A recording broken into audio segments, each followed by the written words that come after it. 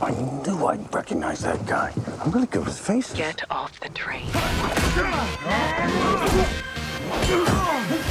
Can we just take a time out here? I will never stop coming for you.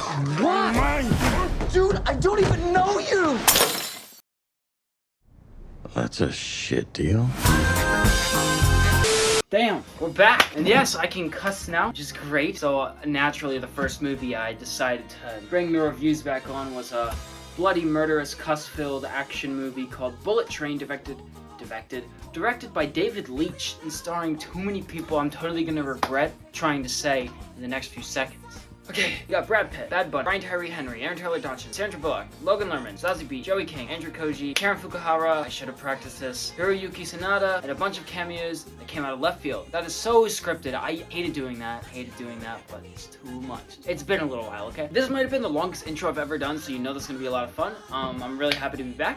This is getting really cringe, so let's just But I always start out with the positives of movies, especially when it's a good one, and while this movie is not perfect, it's definitely more enjoyable than other action movies that have come out in the recent few months. Remember that story that they Pretty told us bad about in recently. training? Except The Gray Man. I did enjoy The Gray Man.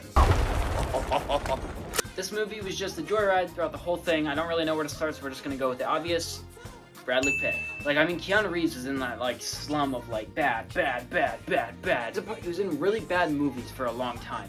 And then John Wick came and he kind of got out of that. Now, Brad Pitt needed that. He hasn't been a part of the bad movies. I don't know. Once Upon a Time in Hollywood was good. This gave him a new, charming, witty character that was totally different than all the other ones he ever played. And I think that's really cool for him. His zen personality and then just pure violence, spikes of it throughout, which didn't make a lot of sense, but I think that was what they were going for. I think my two favorite characters in the movie are them. Look at that. Look at the timing. I didn't even plan that. It was Tangerine and Lemon, played by Aaron Taylor Johnson and Brian Tyree Henry. I thought they were the funniest. Their dialogue was the best. Their action scenes were the best. They were just really fun to watch, and they're twins. They just totally stole the show, in my opinion. Every scene they were in, I just wanted to watch them. The freaking Thomas the tank engine, that was so strange. But it made so much sense, and it worked. It worked. Everything in the story worked. I can't really talk about every character that was in this movie because there's a lot. The cast was definitely the strongest suit of the whole movie.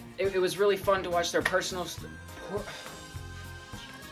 It's fun to watch their personal stories unravel in the larger picture, the main movie. Fun to see that because they all intertwine with each other in some sort of way. And there's one scene at the end where it kind of just goes through the whole movie, but through the perspective of a water bottle that you literally saw through the whole movie. It's not like it was hidden. It was there the entire time, but you never think anything of it. The dialogue was amazing and the action pretty good.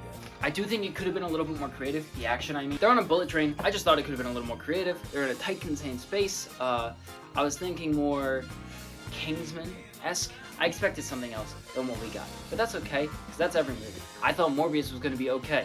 Shit was the worst movie I've ever seen. Cameos! These were amazingly funny and just hilarious because they were so unexpected. In Deadpool 2, Brad Pitt had the shortest cameo ever. And I think Ryan Reynolds just had to repay that favor because he was cameo in this. And Channing Tatum was probably a sex addict, just passenger on the train. If they make a sequel, which I do think this movie does deserve as a sequel, do it. Do it, Sony. Do it. Do it. Every scene had music that just should not. It was so inappropriate for the scene, but also works so freaking well. It had the most cliche, I'm holding out for a hero at the end, but it was in Japanese and it was a dance version for the final fight scene. Are you kidding? That's so perfect. Final verdict. It had super charismatic characters, and while the story was slow, they kind of kept it afloat, and the humor was there, and it didn't overload it. I would go see it again.